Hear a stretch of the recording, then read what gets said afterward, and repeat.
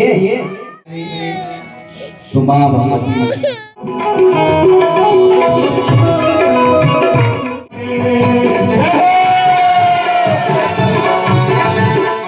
आप सभी को मेरा प्यार भरा प्रणाम। मैं सुमन रावत एक बार फिर से अपने न्यू ब्लॉग में आप सभी का स्वागत करती हूँ। अभी मेरी जाने की तैयारी हो गई है भागवत सुनने के लिए हमारे पड़ोसी वाले गांव में, यानी कि चैदार में जो हमारी ग्राम सभा है वहाँ पे हो रहा है भागवत। और मेरे साथ जा रही है मेरी ननद, मैं और रश्मि जा रहे हैं। तो वहाँ पे मेरी ही जो दोस्त हैं वही भागवत कर रहे हैं। तो मैं पिछली बार भी हुआ था तो मैं पिछली बार भी नहीं जा पाई थी, तो अब की बार मैंने कहा यार चली ही जाती हूँ, कभी कुछ हो जा रहा है काम वगैरह। तो आज मैं और मेरी ननद आखिरकार टाइम निकाल के जा रहे हैं। और गांव वाले तो मुझे लग रहा है शायद कल आएंगे, क्योंकि हमारे गांव में भी आज कीर्तन वगैरह है, तो इसीलिए तो मैं और मेरी ननद तो आज ही आगे हैं।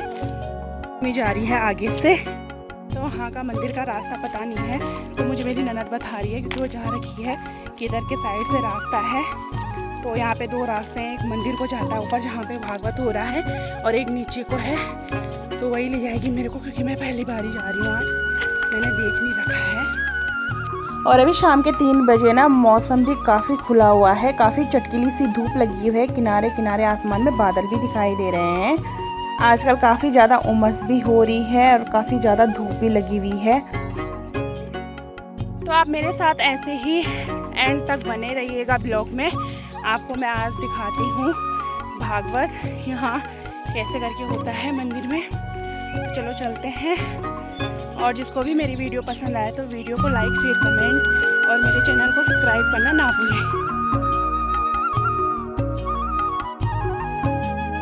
ये रही चैदार गांव वालों की सारी, और यहाँ पे रास्ते में ना पानी पाइप फूटा हुआ था तो पानी गिर रहा था इससे। और अभी हम पहुँच चुके हैं मंदिर में, और यहाँ से थोड़ी है अभी हम पंडाल में पहुँच चुके हैं। यहाँ पे लगा हुआ है पंडाल, और ये रहे मेरे दोस्त, तो वही कर रहे हैं भागवत।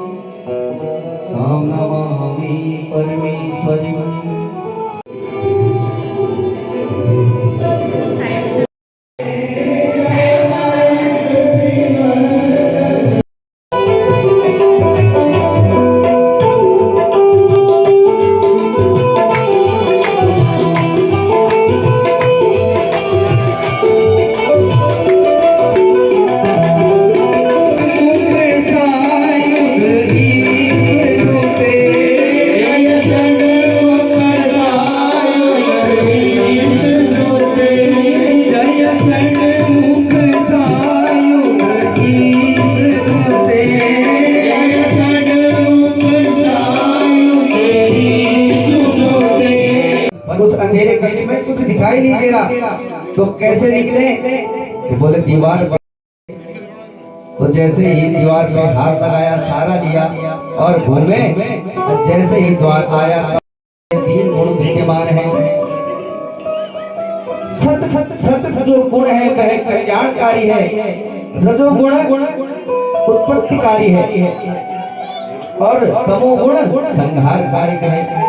महालक्ष्मी, महाकाली और महासरस्वती, ये तीनों गुणों के अलग अलग अधिष्ठात्री देवी है। लक्ष्मी जी सत्व गुण की अधिष्ठात्री देवी है। तो अर्पित करें और होम के लिए कुंड बनाना चाहिए। हवन आदि कार्य करने के लिए त्रिकोण कुंड कहा, और यह भी कहा कि त्रिकोण के समान सुंदर कुंड बनाएं। उसमें जब नवरात्र के अंतिम दिवस हवन करें, दुकान ब्राह्मण के द्वारा हवन कराया जाए। जो जिस धाम के ऊपर और कुछ नहीं, केवल उसी के नीचे ये सारा समस्त भूमंडल, समस्त ब्रह्मांड इस धरती पे आती है। और कहाँ जाती है? उन्हीं जगह जाती है जहाँ माँ देखती है कि मेरा अर्चन कौन कर रहा है, मुझे कौन बुला रहा है। जिस प्रकार प्रधानमंत्री यदि किसी भी राज्य में भ्रमण करने आ जाए तो यहाँ के उस राज्य के सरकारी कर्मचारियों को पता चलता है कि प्रधानमंत्री यहाँ यहाँ जाएंगे और इन जगहों का निरीक्षण करेंगे, तो उन जगहों को खूब झुकाया जाता है। सड़कें टूटी है तो सड़कों को सही कराया जाता है। सरकारी दफ्तर का यदि निरीक्षण करेंगे तो उन सरकारी दफ्तरों में जहाँ भी टूट फूट हो उनको सही कराया जाता है। ये तो साधारण मनुष्य है, लेकिन माँ जब नवरात्रि में आती है तो वही जाती है जहाँ माँ देखती है कि मुझे कौन बुला रहा है। नवरात्रि में जब धरती पे आती है, मैया नवरात्रि में जब धरती पे आती है, वो किसको क्या देना है, वो किसको क्या देना है, सब सोच के आती है। मैया नवरात्रि में जब जय हो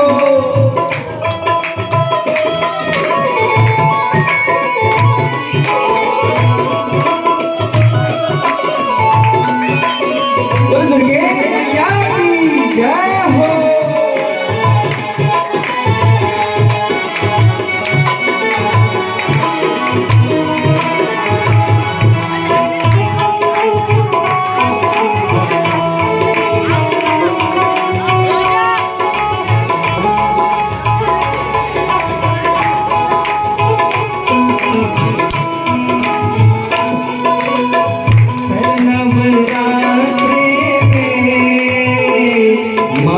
सबकी खबर लेगी,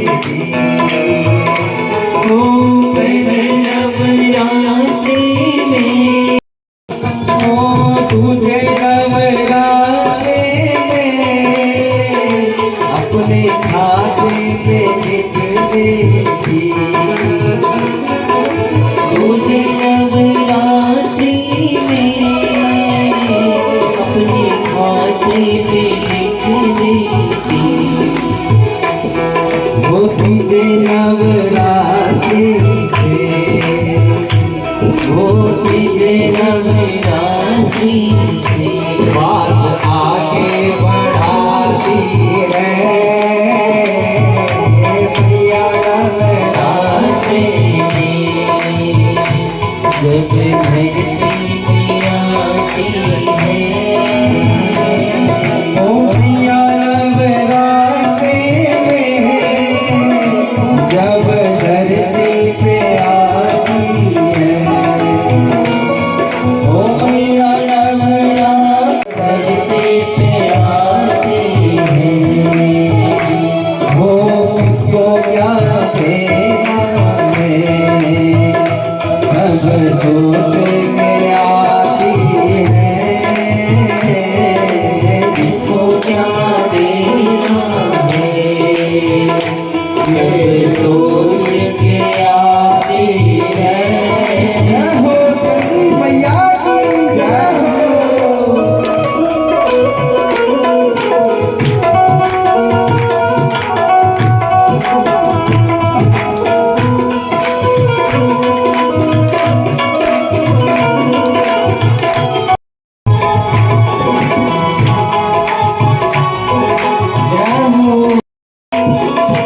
चौथे नवरात्रि में माँ आसन लगाती है, ओ चौथे नवरात्रि जय माँ जय माँ जय माँ जय माँ जय माँ जय माँ।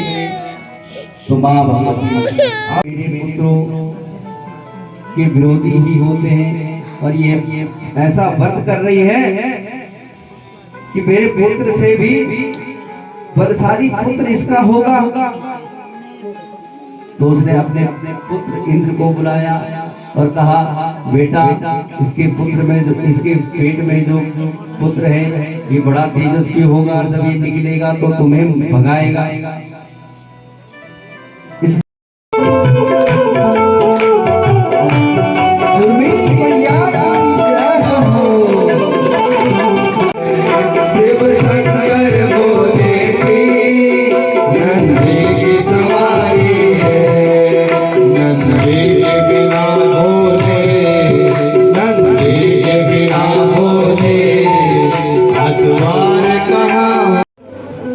इंद्र ने इतनी तपस्या के लिए अपने जो समुद्र मंथन से 1650 अप्सराएं निकली थी उन सबको इनकी तपस्या भंग करने के लिए भेजा और साथ में कामदेव को भेजा, गंधर्वों को भेजा और नर नारायण तपस्या कर रहे थे। कामदेव के साथ में वसंत जो कामदेव का मित्र था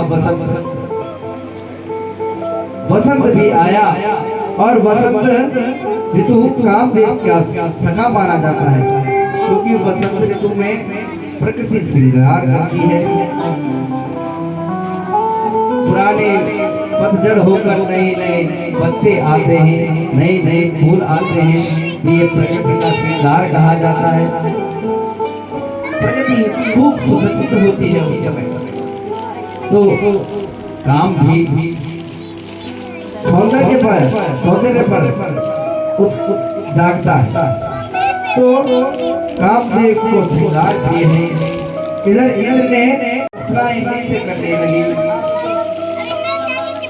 गंधर्व गान करने लगे। कामदेव सम्मोहन के अपने आ गया, नारायण के मन में अभिमान का लेस आ गया। करेण प्रतयालय दर्शोत्पादयामास नारी सर्वांसी तेरे अधर की मुझे बंसी तेरे अधर की तेरे अधर की तेरे अधर की तेरे अधर की हम मुरली मुरलिया वाले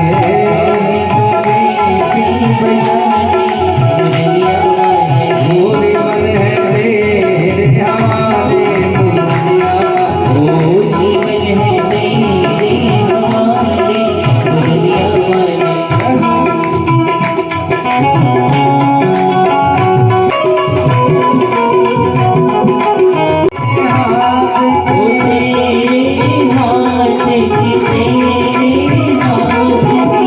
हम कठपुतली तेरे हाथ की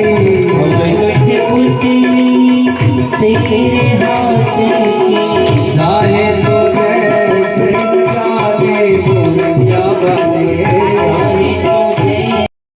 वृंदावन में बसा दे मुरलिया वाले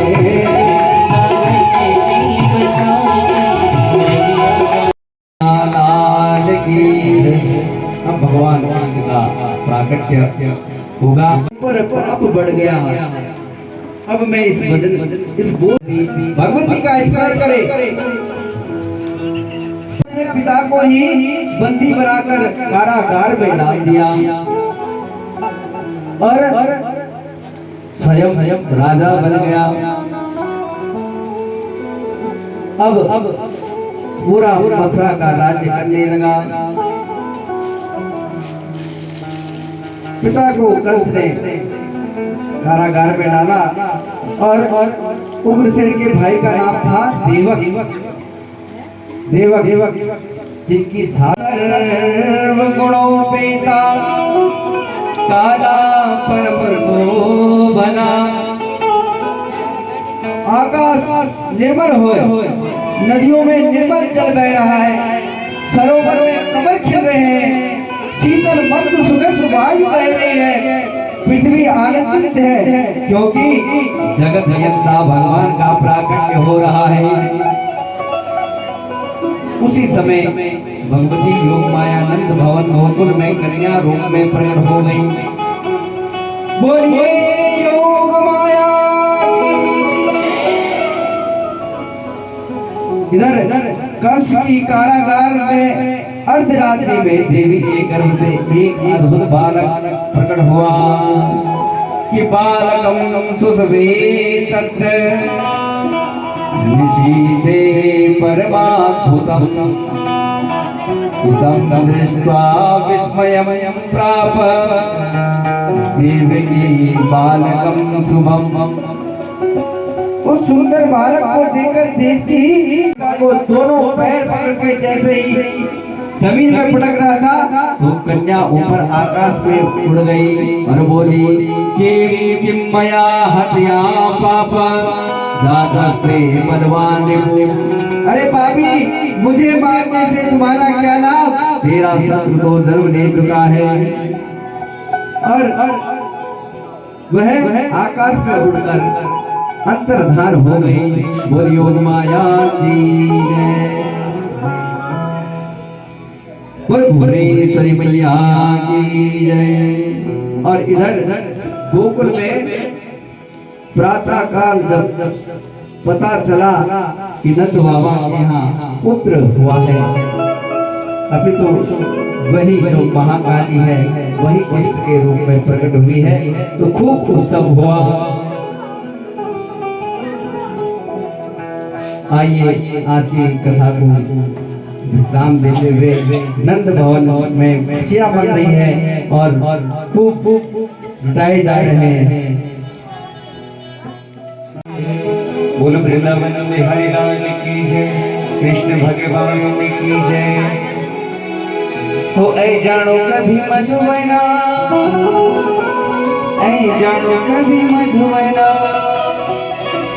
ऐ जानो कभी मधुबना, ऐ जानो कभी मधुबना, ये गाना मोहना, ऐ जानो कभी मधुबना, ये गाना मोहना, ऐ जानो कभी मधुबना, ये गाना मोहना, ऐ जानो कभी मधुबना, ये गाना मोहना, ऐ जानो कभी मधुबना, ऐ जानो कभी मधुबना, ऐ जानो कभी मधुबना, ऐ जानो कभी मधुबना, ऐ जानो कभी मधुबना, ऐ जानो कभी मधुबना,